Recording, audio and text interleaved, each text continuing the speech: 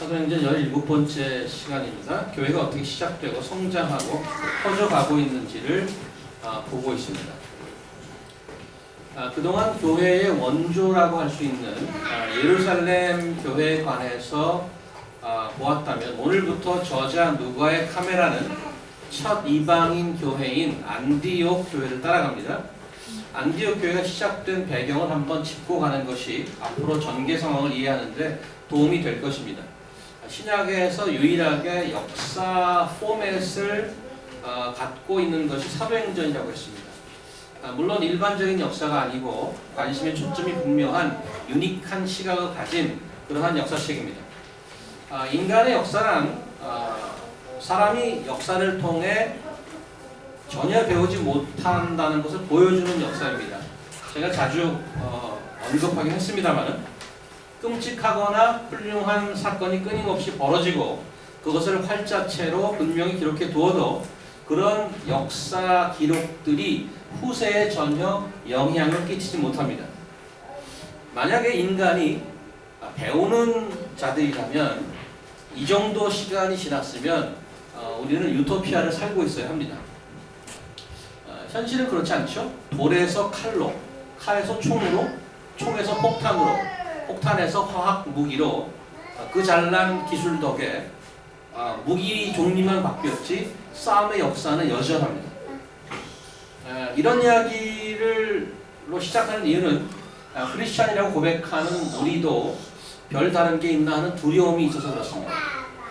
크리스찬만큼 옛날 이야기를 좋아하는 그룹도 없을 것입니다.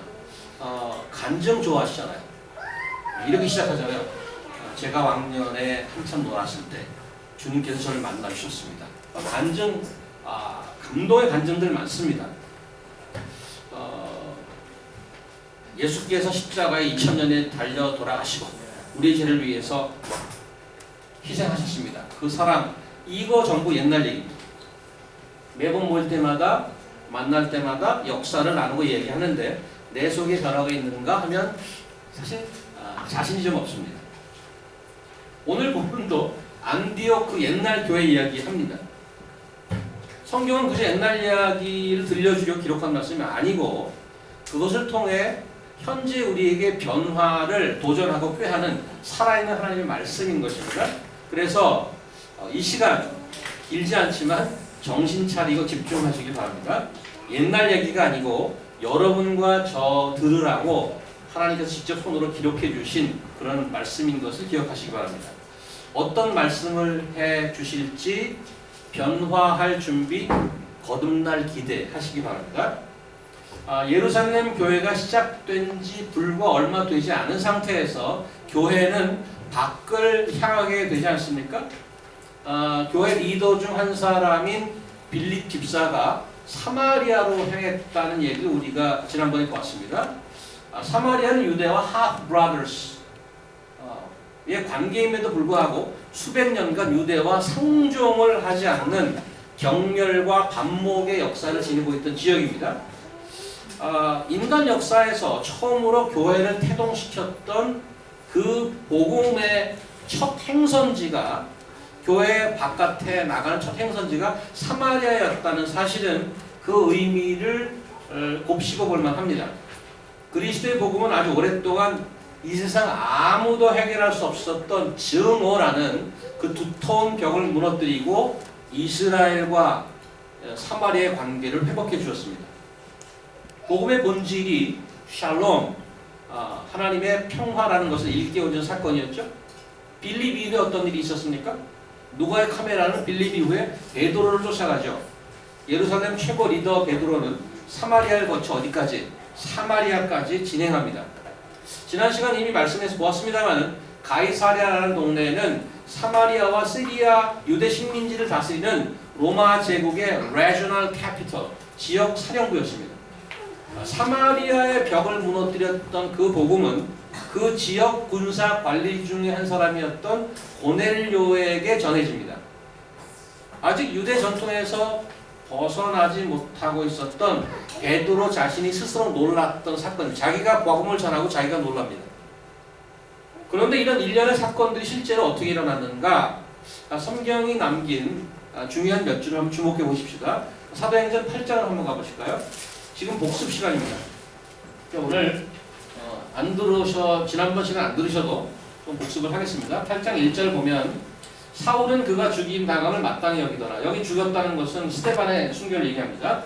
그날에 예루살렘에 있는 교회가에 큰 박해가 있어 사도 외에는 다 유대와 사마리아 모든 땅으로 흩어지니라. 경건한 사람들이 스데반을 장사하고 위하여 크게 울더라. 사울이 교회를 잔멸할세 각 집에 들어가 남녀를 끌어다가 옥에 넘기니라. 그 흩어진 사람들이 두루 다니며 복음의 말씀을 전할세 빌립이 사마리아 성에 내려가 그리스도의 백성에게 전파한다.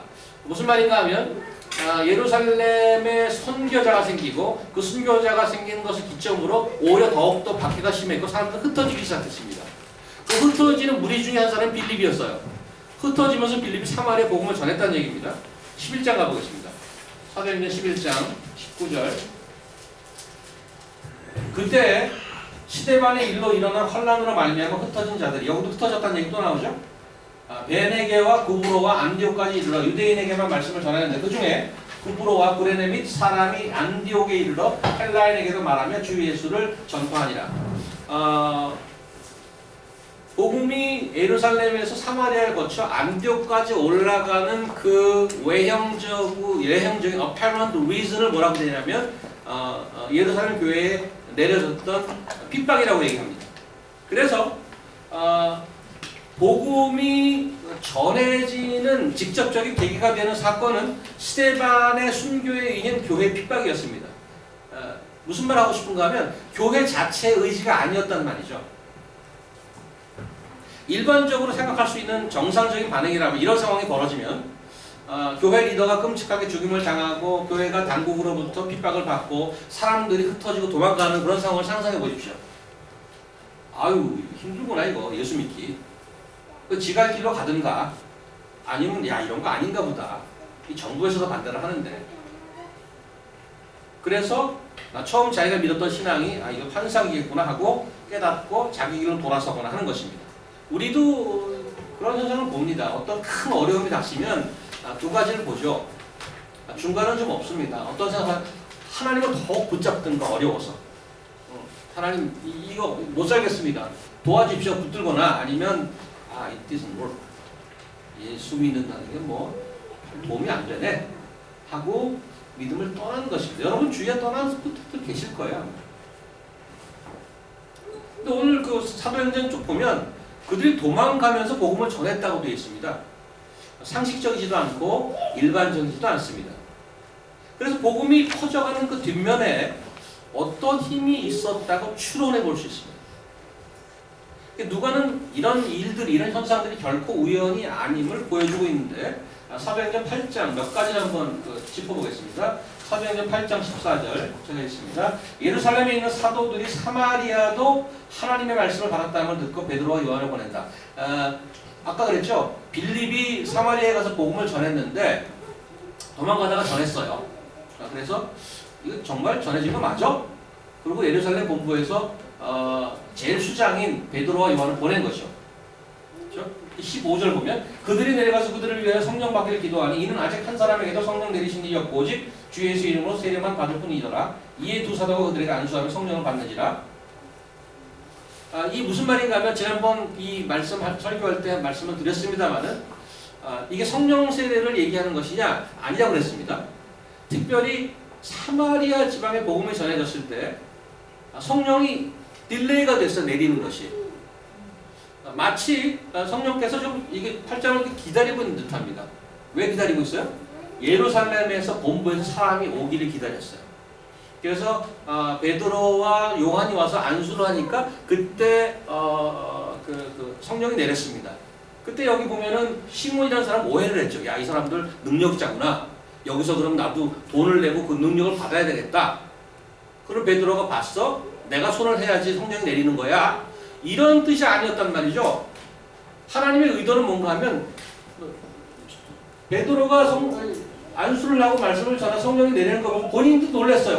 이거 봐. 사마리아에도 성령이 내리네. 이유는 뭐예요?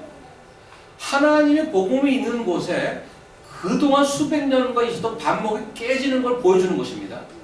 아무것도 유대교가 힘 못 썼던 곳, 무슨 디플로마트가 힘 못 썼던 것, 인간의 노력이 힘 못 썼던 그런 반목의 역사에서 그리스도의 복음만이 그들을 합칠 수 있다는 걸 보여주기 위해서 실제로 리더들이 가서 이렇게 안수할 때 성령이 내리게 한 것입니다. 특별한 경우죠. 그래서 빌립이 올라가서 도망가면서 복음을 전한 것이 상황 때문에 일부러 그런 거 그냥 할 수 없어서 그렇게 된 것이 아니라는 증거죠. 9장 31절 하나 더 갑니다. 그리하여 온 유대와 갈릴리와 사마리아 교회가 평안하여 든든히 서가고 주를 경외함과 성령의 위로로 진행하여 수가 더 많아지니라. 이런 말씀이 이렇게 얘네들 도망가면서도 말씀을 전하네? 그거 괜찮은데 교회가 생겼네. 이래서 하나님 그래 그럼 잘해봐라. 이런 게 아니잖아요. 이런 현상 뒤에 하나님의 그 깊은 경륜과 뜻이 있었단 말이에요. 하나만 더 봅니다. 10장 45절. 10장 45절 이렇게 되어 있습니다. 베드로와 함께 온 할례 받은 사람들이 신자들이 이방인들에게도 성령 부어주심을 말미암아 논란이라. 이 사건은 뭔가 하면 그 고넬료 사건입니다. 고넬료에게 이방인에게 안수를 줬더니 성령이 내리는 걸 보고 놀란 거예요. 그래서 이방인에게도 만지시는 하나님, 이런 겁니다. 자, 정리하면 스데반이 순교하고 교회가 흩어지게 되는 모든 과정은 역사의 회오리바람 같은 것, 그래서 하나님도 어찌할 수 없는 그런 상황이 아니란 말이죠. 그 안에 하나님의 섭리와 주관함이 있었던 것입니다. 그러니까 이런 현상은 하나님을 믿는 그런 신뢰함이 없이는 보이지 않는 것들입니다. 그저 자연인의 눈에는 그저 안 좋은 사건이 벌어졌구나.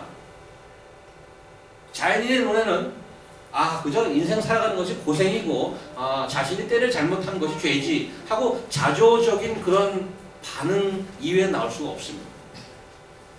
자, 그러면 여기서 조금 줌인해서 안디옥 교회가 형성되는 직접적인 관련 몇 가지만 보겠습니다. 11장 가겠습니다. 11장 20절 몇 절 읽겠습니다. 그때 스데반의 일로 일어난 환란으로 말미암아 흩어진 자 20절입니다. 20절 죄송합니다. 그 중에 구브로와 구레네 및 사람이 안디옥에 이르러 헬라인에게로 말하며 주 예수를 전파하니 주의 손이 그들과 함께 하시며 수많은 사람들이 믿고 주께 돌아오니라. 안디옥에 이르러서 복음을 전한 사람이 있는데 유대인들은 유대인들에게만 전했는데 그 사린 북아프리카에서 사이프러스를 거쳐서 안디옥으로 건너온 일련의 무리들이 용기 있게 헬라인에게도 복음을 전했다는 것을 기록합니다. 예루살렘 교회가 이 사람들의 소식을 듣고 바나바를 안디옥에 보냈다 했어요. 거기도 교회가 생겼어? 이번엔 바나바를 보내서 확인하고 격려하게 합니다. 23절. 그가 이르러 하나님의 은혜를 보고 기뻐하여 모든 사람에게 구원한 마음으로 주와 함께 머물러 있으라 보나니 바나바는 착한 사람이요 성령과 믿음이 충만한 사람이라. 이에 큰 무리가 주게 도하여지더라. 바나바가 사울을 찾으러 다소에 가서 만남에 안디옥에 데려와서 둘이 교회 1년을 모여 있어 큰 무리를 가르쳤고 제자들이 안디옥에 있어서 비로소 그리스도인을 일컬음을 받게 되었더라. 안디옥 교회가 형성되는 그런 모습을 보여주고 있는데 자기들끼리 말씀을 전하고 모이기 시작했는데 거기에 바나바를 보내서 격려하고 바나바가 가만 보니까 많은 사역자가 필요해서 고향으로 도망가 있었던 다소로 찾아가서 그 바울을 픽업해서 와갖고 안디옥 교회에서 1년간 말씀을 전했다고 되어 있고 그때에 비로소 그 교인들이 크리스찬이라는 이름을 받았다고 그랬습니다. 지난번 설교 때 그랬죠. 크리스찬이 대단하다라는 그런 뜻이 아니라고 비아냥거리는 얘기라고요. 예수쟁이들 맨날 모이기나 하고 저거 뭐 하는 것들이야 저거 이런 비아냥도 있었단 말이에요. 하지만 they stand out somehow. They are recognized by somebody else. 뭔가 있긴 한데 경멸하는 눈초리가 있었어요. 어쨌거나 이런 자들이 모여서 예루살렘에 기근이 들자 구제함금을 모아서 보내지 않습니까? 그때 대표로 간 사람이 바나바와 사울입니다. 그래서 사도행전 12장 25절 바로 이제 오늘 직전 12장 25절을 보니까 아니죠. 25절이 아니고 30절입니다. 거기 25절이 나왔나요? 25절은 지우십시오. 30절 하겠습니다.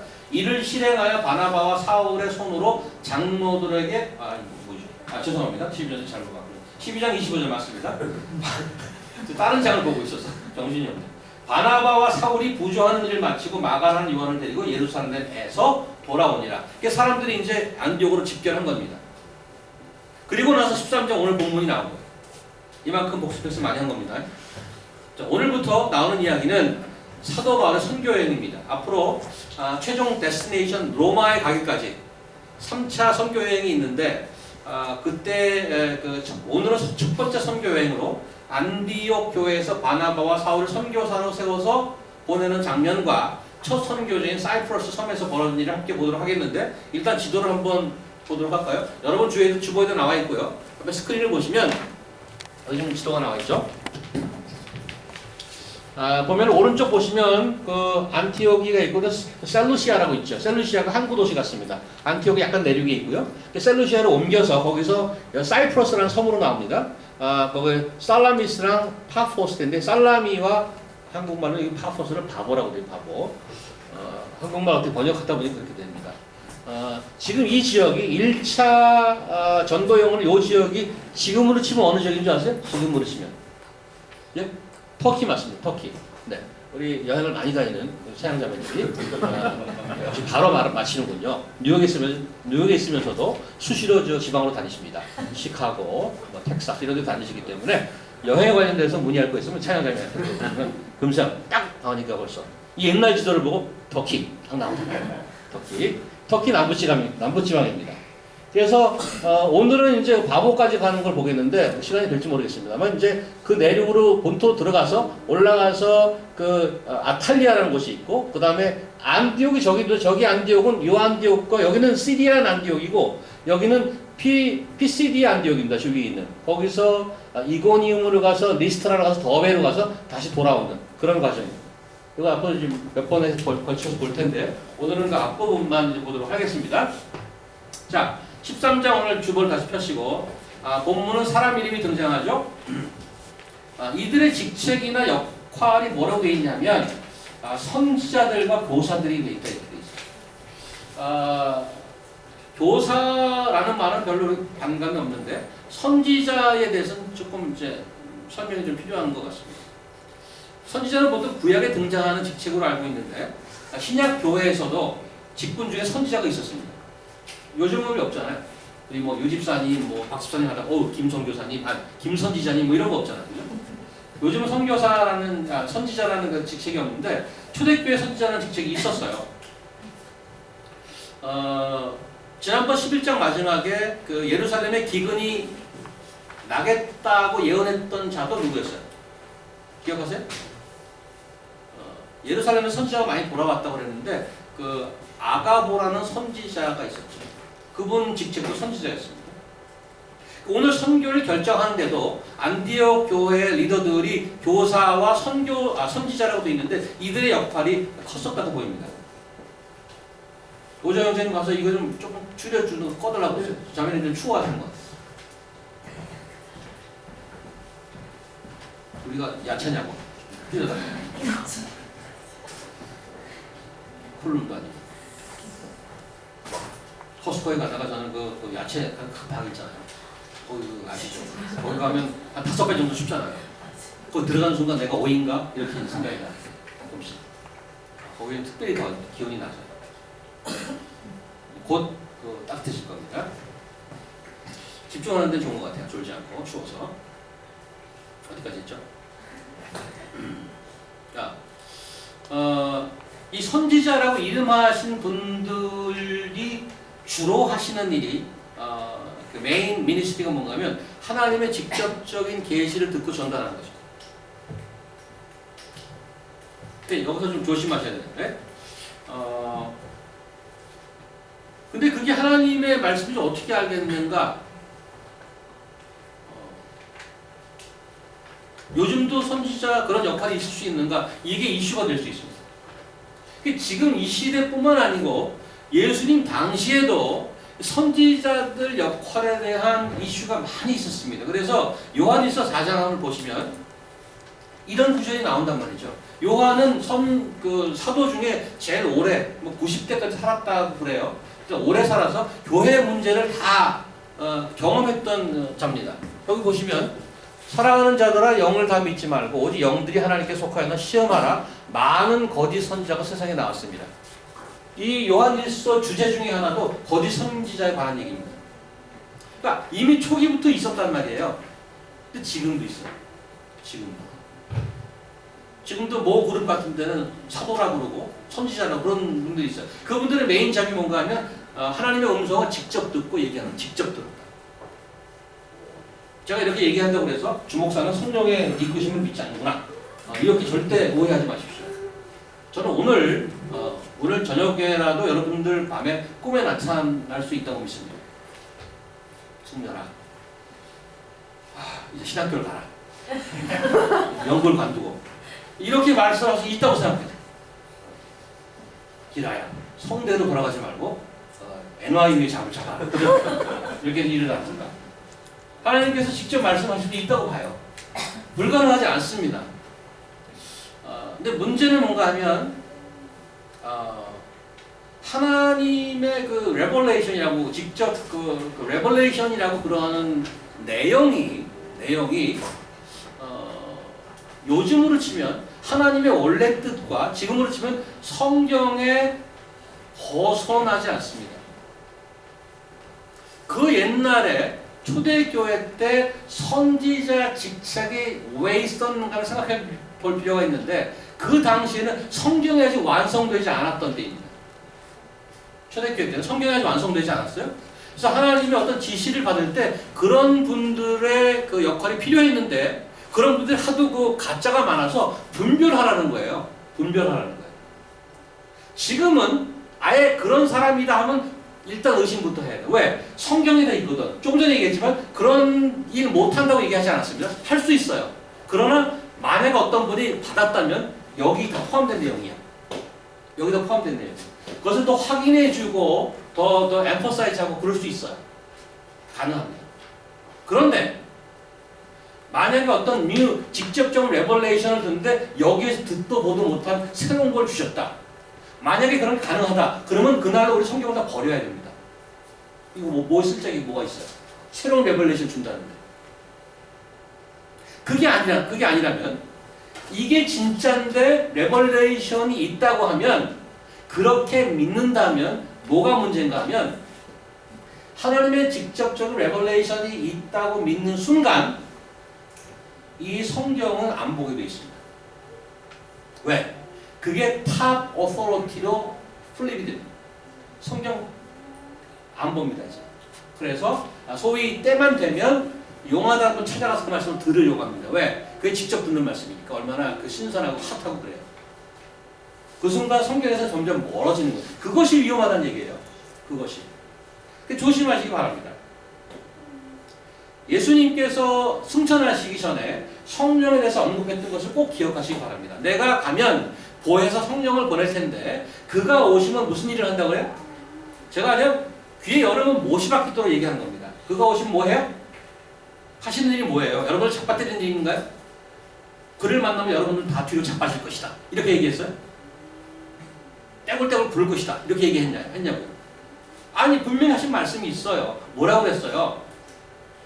He will remind you of what I have told you. 내가 너에게 이미 가르친 것을 생각나게 하리라. Remind예요. Reminder is not a new thing. Something has already been said, and when Holy Spirit comes, He will remind you. 성령이 충만하다는 것은 뭐예요? 그러면 예수님의 말씀이 충만하게 생각나는 거예요. 이 말씀이 생각난다. 그래서 여러분 큐티하거나 말씀 보거나 그럴 때 기도하시라고요. 성령의 도움을 받도록. 예수께서 무슨 말씀을 하셨는지, 그가 무슨 뜻으로 얘기하는지 생각나게 해주세요 라고 기도하셔야 된다고요. That's what his main function is.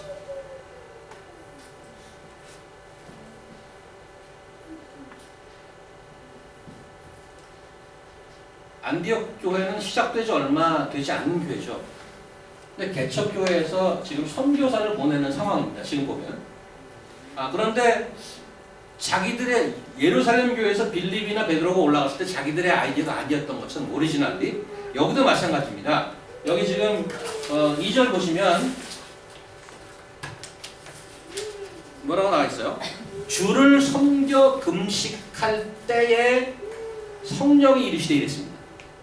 이들이 우리는 선교를 해야 되겠습니다, 주님. 우리 바울과 사울을 보낼 텐데 아마 승낙하여 주시옵소서 이렇게 기도하지 않았어요. 그냥 여기 보니까 2절 영어로 보세요. While they were worshiping the Lord and fasting, the Holy Spirit set apart, and so on. 이렇게 나오죠. 그래서 그 안디옥 교회를 주도해 가는 분이 하나님임을 분명히 하고 있습니다. 이들이 왜 금식했을까요? 여기 금식 얘기가 나오는데, 오케이. 예루살렘과 마찬가지로 안디옥 교회도 하나님께서 주도하시는 교회, 성령이 인도함으로 가는 교회라면 성도들은 무슨 일을 하겠는가, 할 일이 없는가 이러지 않고 여기 보니까 지금 주를 섬기고 금식한다고 되어 있는데 worship and fast로 되어 있습니다. 열심히 예배하고 금식한다고 되어 있습니다. 예배는 우리가 뭐 별로 그렇게 큰 부담이 없지만 금식이라는 얘기가 나왔는데 그 금식 얘기를 조금 할 필요가 있을 것 같습니다. 금식을 아마 구력이 좀 있는 분은 한두 번 해보셨을 텐데 어떤 분은 모르고 수련회 갔는데 3일을 금식이더라. 이런 그래서 깜짝 놀라서 강제 금식을 당한 거예요. 그래서 그걸 그 수련회 그 컨디션을 잘 보고 가셔야 됩니다. 금식 수련인지 부패가 있는 수련인지. 금식 해보셨나요? 보통 이제 무슨 고난절이나 이럴 때 이제 그 전통적으로 금식하거나 그러긴 한데 저도 뭐 좀 해봤습니다. 근데 금식은 이제 일반적으로 보면 어떤 큰 이슈가 있거나 큰 문제가 닥쳤거나 그럴 때 좀 철야도 하고 백일 기도도 하고 뭐 어떤 하나님께 서원도 하고 그러지 않습니까? 그래서 그런 신앙 활동의 저변에 깔려 있는 생각은 내가 이렇게 기도함으로써 그 큰 문제를 해결해 주셨으면 하는 그 마인드가 있습니다. 그렇죠?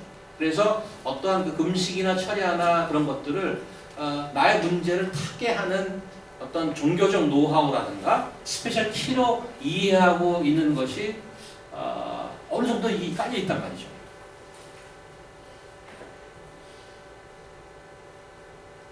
근데 기도를 심각하게 하다 보면 기도할 때 굉장히 좀 에너지가 필요하지 않습니까? 힘들어요, 사실. 기도를 간절히 하려면 굉장히 힘듭니다.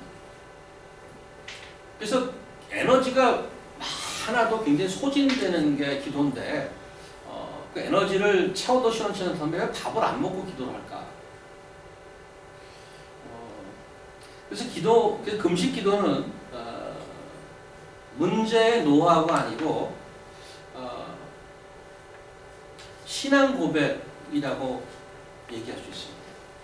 무슨 말인가 하면 에너지가 있어도 해결하기 어려운데 무엇을 먹지 않는다는 말은 이것은 하나님이 하셔야 되는 것인가라는 고백이라는 얘기죠. It is not by my energy. It is you only, Lord. It is you who can resolve this problem.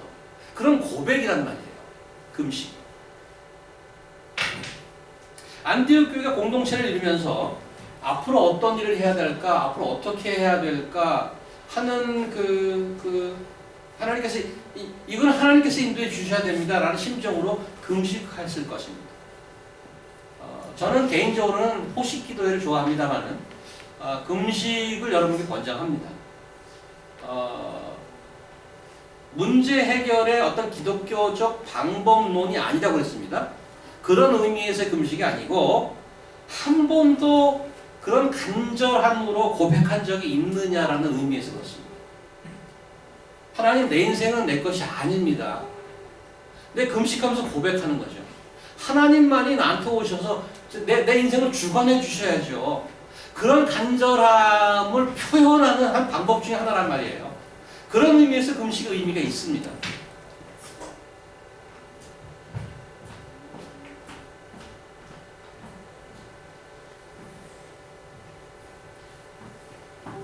그래서 그런 신앙, 그런 고백을 한번 해보셨냐고요. 그런 면에서 금식은 굉장히 도움된단 말이에요. 도움된다. 건강에도 굉장히 도움됩니다. 건강에도. 제가 해보니까 쉽게 혁대 한 코는 줄일 수 있습니다. 그럼 굉장히 감격스럽죠. 오, 이게 막 줄어드네 이렇게. 어려움이 좀 닥치셨나요? 문제가 큰 게 있나요? 그때 금식하는 것도 괜찮습니다. 하나님 다 알아요. 그거 좀 해결해 달라고 금식하는구나. 다 알아요. 그럼에도 불구하고 그렇게 나가는 하나님의 자녀를 마다하지 않습니다. 그런 걸 통해서도 하나님 이 일을 하나님 해결해 주셨습니다. 그러면서 하나님이 어떤 분인 것을 경험하는 거죠. 그런 내 삶이 정말 하나님의 붙잡힌 삶이라는 것을 깨닫게 하는 하나님의 은혜가 있단 말이죠. 그래서 금식하셔요. 특히 주의를 끼고 하십시오. 금식을. 그래야지 우리 이부 순서에 좀 다른 분이 더 많이 먹고 그렇지 않으면 모자라는 거예요. 그거 괜찮습니다. 환영합니다. 그러나 예수님의 그 금식에 대한 그 지시가 있죠. 티내지 말고 깔끔하게 입고 좀 나 금식이야 죽겠어요 이렇게 하지 말고 주님을 만나고 있습니다. 머리에 기름 바르고 깔끔하게 하면서 똑바른 정신으로 금식하는 겁니다.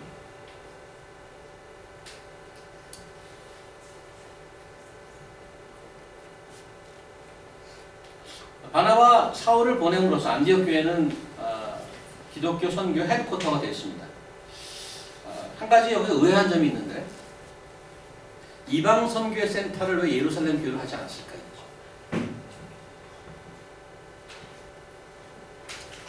이거 좀 생각해 보면 하나님이 일하시는 뭐 패턴이랄까, 그 마음이랄까 이런 것을 조금 짐작하고 좀 깊이 생각해 보는 그런 포인트가 됩니다. 왜 원조인 예루살렘 교회를 사용하지 않고 외인 구단인 안디옥 교회를 사용하셨을까? 아까 그 5가지 이름이 나오는데 일본으로 바나바가 나오고요. 그 다음에 보시면 어떤 사람이 나오냐면 니게르라 하는 시므온. 영어로 보니까 이게 이 아프리카 니제르라는 나라가 있습니다. 원래 아프리카 북부에. 그런 나라 출신인지 혹은 이 니그로의 그런 원판인지 잘 모르겠어요. 어쨌든 흑인 맞습니다. 이 사람이.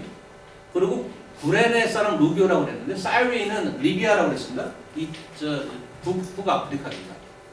그런 사람. 그 다음에 분봉왕 헤롯의 젖동생. 이거는 그 지난번에 말씀드렸습니다만은 헤롯 더 그레이트의 손자인 굉장히 악명 높은 왕과 같이 자랐던 자가 그 휘하 로얄 팰리스에 자랐던 2사람 중에 한 사람은 악명 높은 왕이 되고 한 사람은 안디옥 교회의 선교의 리더가 됐다는 것도 굉장히 아이러니입니다. 어쨌거나 이런 사람과 그 다음에 사울이 마지막으로 나옵니다. 이 사람들의 면면을 보면 이거는 참 어울리지 않은 조합이에요. 아프리카 사람 둘에다가 예루살렘에서 파견한 리더 하나에다가 순교자를 누구죠? 스테반을 죽인 살인 전력의 사울과 이렇게 해서 그 사람을 팀으로 묶어놨습니다. 그래서 이런 사람들이 모여있는 안디옥 구단을 선교의 전진 기지로 삼았다. 예루살렘 말고. 그래서 무엇을 한번 그래서 오늘 이 부분을 한번 같이 생각해보고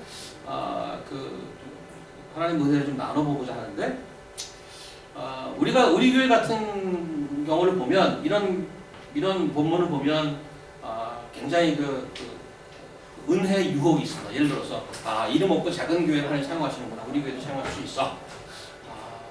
근데 그런 본문의 서포트는 별로 없습니다. 그렇다 하나님은 큰 교회를 싫어해. 메가처치 싫어해. 그런 얘기도 본문에는 없습니다.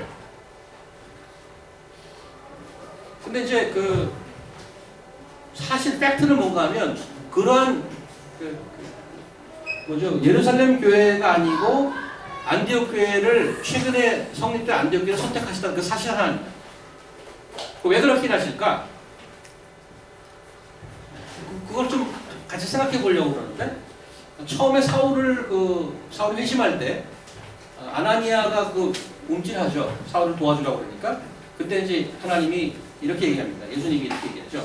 이 사람은 내 이름을 이방인과 임금들과 이스라엘 자손들에게 전하기 위하여 택한 나의 그릇이라.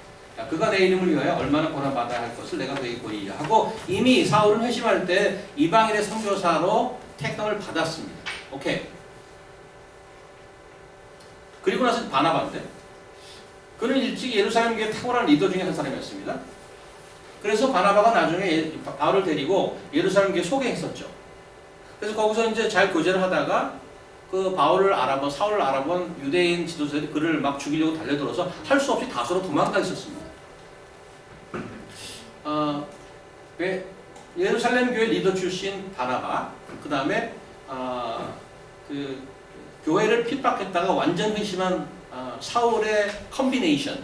이 조합은 그 예루살렘 교회가 확 뜰 수 있는 선교할 수 있는 굉장히 멋진 조합 중 하나라고 생각이 됩니다.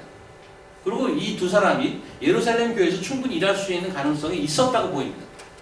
근데 그렇게 하라고 이들을 다소로 도망가게 하고 다소로 도망갔던 자를 바나바가 쫓아가서 잡아서 안디옥으로 간단 말이죠. 방향을 그렇게 잡습니다. 왜 그랬을까?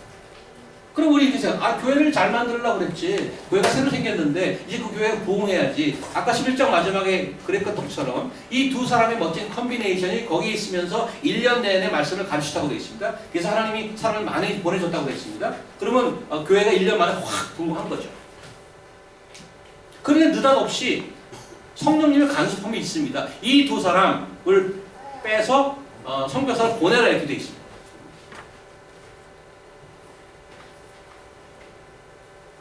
지금부터 하는 얘기는 여러 가지 정황을 보고 제가 이렇게 묵상하는 걸 나누는 것입니다. 그래서 여러분들도 한번 도움이 되나 한번 같이 생각해 보십시다.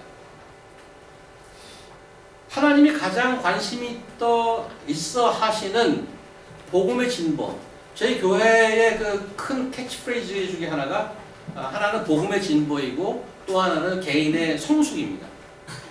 그러니까 하나님이 지금 복음의 진보를 위해서 얘기하는데 예상치 않은 조합을 만들어 가십니다. 그 복음의 진보를 위해서 예상치 않은 공동체를 헤드쿼터로 선택했습니다. 그리고 중요한 것은 그 복음의 진보를 위해서 우리가 생각한 용도와는 다른 곳에 최고의 것을 보낸다는 말이죠. 바울과 사울은 아니죠. 바나바와 사울은 안디옥 교회 최고의 지도자이면서 그 교회 부흥의 선구자입니다. 1년 동안 그렇게 했습니다. 근데 그들을 잡아서 글로 보냅니다. 그래서 그 부분을 전 생각해 보고 싶습니다. 이거 어떻게 생각할까 생각하다가 약간 엉뚱한 생각이 났는데 좀 어울리지 않더라도 제 포인트를 이해해 주시기 바랍니다. 억지라고 생각하면 나중에 저한테 항의하시기 바랍니다.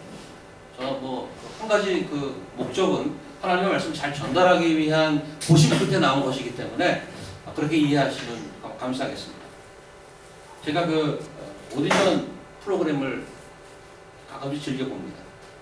오디션 프로그램 많잖아요. 무슨 슈스케, 그다음에 위대한 탐색 이런 것들 많지 않습니까?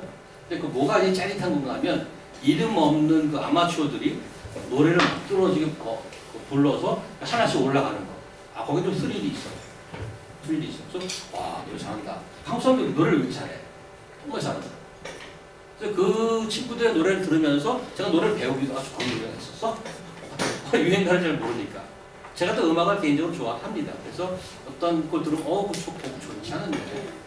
근데 그 중에 하나, 이제 지난번에 끝난 슈스케 시즌 3인가 4인가에 하나 들었던 곡을 소개하려고 합니다. 잘할까 모르겠지만 노래 제목이 굉장히 처음에 이해가 안 갔어요. 이게 한국말이야 무슨 외국말이야 그랬어요. 노래 제목이 뭔가 하면 원하고 원망하죠. 그런 노래 아나요? As One이라는 그룹인데 윤하라는 그 여자 가수가 불렀다고 합니다. 잘 모르시죠? 근데 그 가사 내용을 가사 쓴 사람이 가사를 너무 잘 썼어요. 상황은 이런 겁니다. 삼각관계. 남자가 있는데 남자가 최근에 브레이크업 했어요. 가슴이 상처가 있어요. 근데 이 남자가 사랑했던 사람은 그 가사에는 안 나와. 근데 그 제3자 여자가 여인이 이제 이 남자를 바라보는 거야. 그래서 그 사람을 위로해 주고 싶어. break up 당시. 그 가사가 이런 게 나와요. 소리내어 환히 웃을 때도 그대 가슴은 울고 있는 걸 느끼죠. 그런 그대를 끌어안아 주고 싶지만 이런 내 마음 들키지 않기로 한 걸요. 지금 그대는 빈자리를 채워줄 누구라도 필요한 거겠죠. 근데 그 다음 그 구절이 아주 기가 막혔었어요. 잠시 그대 쉴 곳이 되어주기엔 나는 너무나 욕심이 많은 걸. 무슨 말인가 하면 내가 다가가서 이 사람을 위로하면 이 위로 충분히 받고 해줄 수 있어요. 그 사람은 나를 원치 않아. 나는 파타임이지만 파타임. 근데 잠시 그대의 쉴 곳이 되어주기엔 어떻게? 나는 욕심이 너무 많아. 이 사람을 다 갖고 싶어. 그러고 나서 후렴이 나와. 원하고 원망하죠. 이렇게 나와. 그대만을 이렇게 나와. 근데 원하면서 한편은 그게 원망스러워. 그 상황이. 그거 있잖아요. 얼마나 가사를 기가 막히게 잘 써요. 그 상황을. 그 다음에 내게 다가올 내일을 후회로 만드는 사람.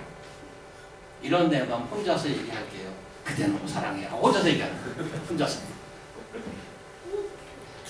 왜 이런 것까지 들고 나왔네요. 이 설교 시간에. 하나님이 우리 교회나 여러분 개인을 보면 얼마나 많은 좋은 것으로 우리를 주었는지 모릅니다. 또 오늘 본문에 의하면 이런 도전이 있을 수 있어요. 나는 하나님 주신 복고 땡큐 so much. 그래서 이렇게 가고 싶어. 이렇게 가고 싶은데 그 최고의 것을 야 절로 가라. 이렇게 얘기하는 거예요 지금. 그래서 하나님의 축복은 좋은데 절로 가라는 건 좀 싫어. 원하지만 그게 원망스러워.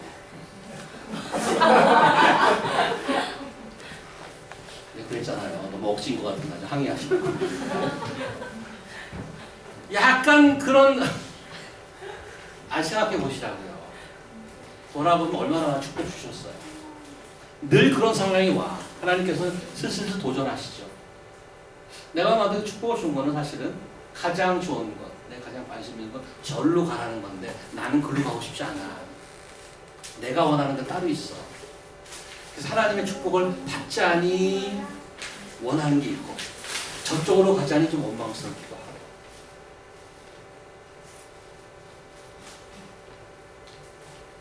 교회도 마찬가지라고 생각합니다.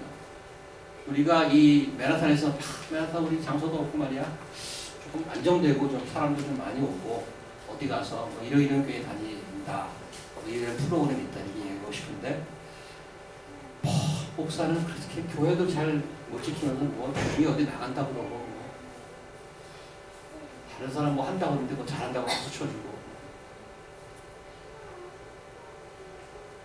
좀 생각하게 하는 본문이었어요. 왜 가장 최고의 것을 하나님은 거기서 빼갖고 무모해 보이는 그쪽으로 가라고 그러실까? 저는 여러분에게 아까 뭐 농담 반으로 승렬 형제한테 나타나갖고 야 연구 다 떼버리고 신학교 가라. 지금 선생님이 긴장하고 있죠. 전부 그러라고 얘기하는 게 아닙니다. 나의 마인드셋이죠. 마인드셋. 그러나 어떤 마인드셋을 가지고 어떤 디렉션을 가지고 가고 있는가. 하나님 끊임없이 얘기해요. 내가 널 축복해주고 그 방향까지 가는 건 아는데 eventual destination 거기가 아닌 거야. 난 계속 글로 가고 싶죠. 그걸 원하죠. 하나님이 이렇게 얘기하면 그때마다 reluctant가 있죠.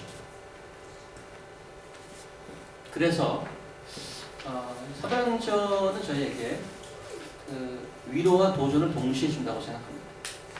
우리 같은 작고 하찮은 자들 하나님께서 집어내시면 하나님이 이래 아까 가사 중에 그런 게 있잖아요. 나의 꿈은 뭐예요? 하나님 뜻에 맞게 쓰여지는 것 이런 가사가 아까 있었어요. 그죠? 노래는 잘합니다. 가라 그러면 잘 안 가. 그러면서 노래하죠. 원하고 원망하죠. 이렇게.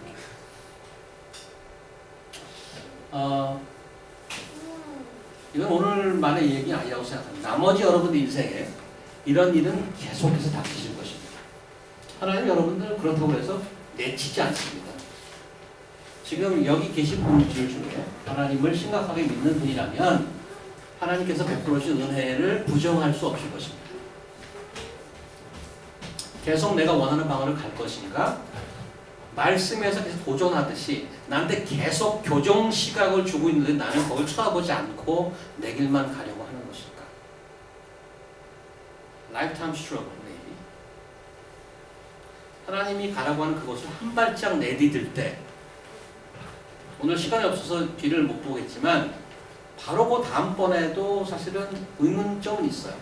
처음 선교지를 떠났는데 시작이 어떻게 되는지 아세요?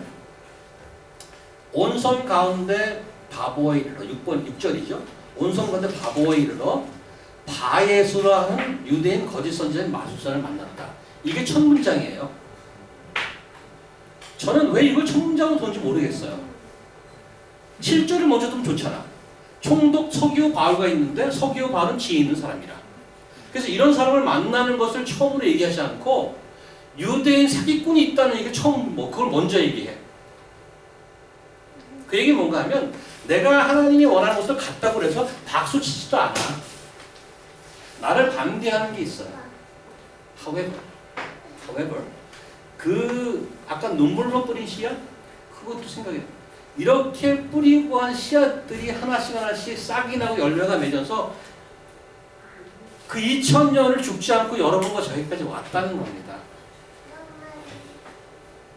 다시 얘기합니다. 여러분 하던 거 다 때려치우고 선교다 하라는 얘기 아닙니다. 여러분 보낸 그 자리에서 어떤 생각을 가지고 살겠느냐 그 얘기입니다. 왜 날 여기 보내주셨을까? 디자이너로, 건축가로, 마케팅 매니저로, 연구소로 왜 여기를 보내줄까? 나 여기서 성공해서 내처에 내 논문 내고 그래서 부모님 기쁘게 해드리고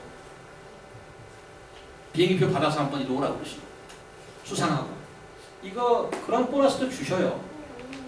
이벤츄얼리 나머지 인생을 어떻게 살겠는가 그런 도전이죠. 인생 짧죠. 제가 지난번 목요일날 이런 얘기 했어요. 초등학교 1학년 때 1960년도 67년인가요?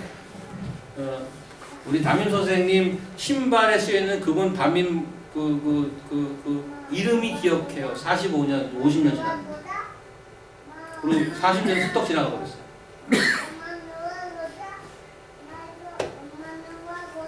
빠른 세월에 짧은 인생에 어떻게 무엇을 채워서 가야 될지 함께 고민하면서 그 감격과 감사를 할 수 있도록 바랍니다. 기도하겠습니다. 하나님 감사합니다.